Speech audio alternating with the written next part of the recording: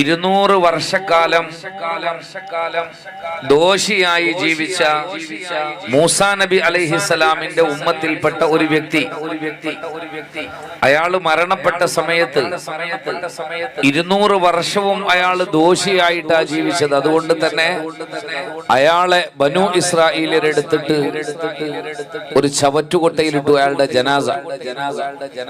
ആ സമയത്ത് അല്ലാഹു സുബ്ഹാനഹു വ തആല കലീമുല്ലാഹി മൂസാ നബി അലൈഹിസ്സലാമിലേക്ക് വഹി അറിയിച്ചു, മൂസാ, എന്റെ ഇന്നാലിന്റെ ഒരു അടിമയെ ബനു ഇസ്രായേലിയര് അയാളുടെ ജനാസ ഒരു ചവറ്റുകൊട്ടയിൽ ഇട്ടിട്ടുണ്ട്, അതെടുത്ത് നിങ്ങൾ കുളിപ്പിക്കണം, ജനാസ നിങ്ങൾ കഫൻ ചെയ്യണം, നിസ്കരിക്കണം, മറമാടണം. മൂസാ നബി ആ ജനാസ എടുത്ത് കുളിപ്പിച്ചു, കഫൻ ചെയ്തു, നിസ്കരിച്ചു. ബനു ഇസ്രായേലിയർക്ക് വല്ലാത്ത അത്ഭുതം. അവരാ നിലക്ക് ആ മനുഷ്യനെ അവഗണിച്ചത് അയാൾ അത്രയും ദോഷിയായി ജീവിച്ചത് കൊണ്ടാണ്. അവസാനം മൂസാ നബി അലൈഹിസ്സലാം ഈ നിലക്ക് അയാളെ പരിഗണിച്ചത് കണ്ടപ്പോ ബനു ഇസ്രായേലിയർ ചോദിക്കുന്ന, നബിയെ, അയാൾ ആ നിലക്ക് മോശക്കാരനായതുകൊണ്ടാ ഞങ്ങൾ അയാളെ അവഗണിച്ചത്, നിങ്ങൾ അയാളെ പരിഗണിച്ചല്ലോ. മൂസാ നബി അലൈഹിസ്സലാമിന്റെ മറുപടി, ജനങ്ങളെ, ബനു ഇസ്രായേലിയരെ, നിങ്ങൾ പറയുന്നത് ശരി തന്നെ. അയാൾ ദോഷിയായിട്ടാ 200 വർഷവും ജീവിച്ചത്. പക്ഷേ ഞാൻ അയാളുടെ ജനാസയ്ക്ക് ഒരു പരിഗണന കൊടുക്കാൻ കാരണം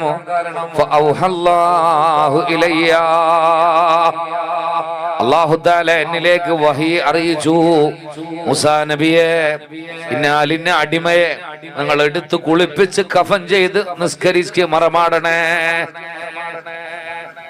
ആ നിലക്ക് അല്ലാഹു സുബ്ഹാനഹു വ തആല എന്നിലേക്ക് വഹി അറിയിക്കാനുള്ള കാരണം അതും കൂടി അല്ലാഹു പറയുന്ന, മുത്തഅല്ലിമീങ്ങളെ, നമ്മളൊക്കെ വളരെ ഗൗരവത്തോടെ ആലോചിക്കുക.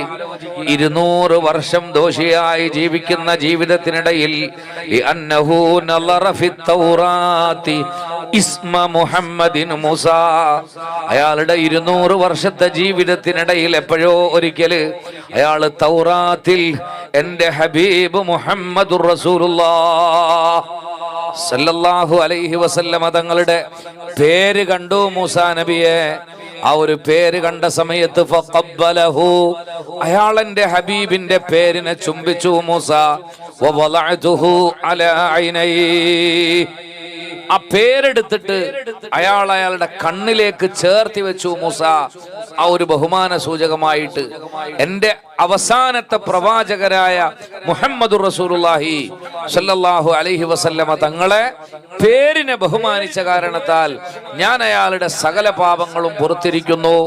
മാത്രമല്ല വസവ്വജ്തുഹു 70 ഹൗറാ,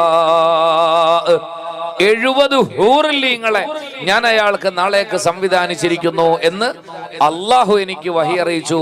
അതുകൊണ്ടാണ് ഞാൻ ഇത് ചെയ്തത്. മുത്തഅല്ലിമീങ്ങളെ, പ്രിയപ്പെട്ട രക്ഷിതാക്കളെ, ഉമ്മമാരെ, ആലോചിക്കുക. ആ മനുഷ്യന് ബനു ഇസ്രായേലിയായ മനുഷ്യനാണെങ്കിൽ നമ്മൾ ആ ബനു ഇസ്രായേലിയായ മനുഷ്യൻ അയാൾ റസൂലുള്ളാഹിന്റെ ഉമ്മത്തിൽപ്പെട്ട ആള് പോലുമല്ല.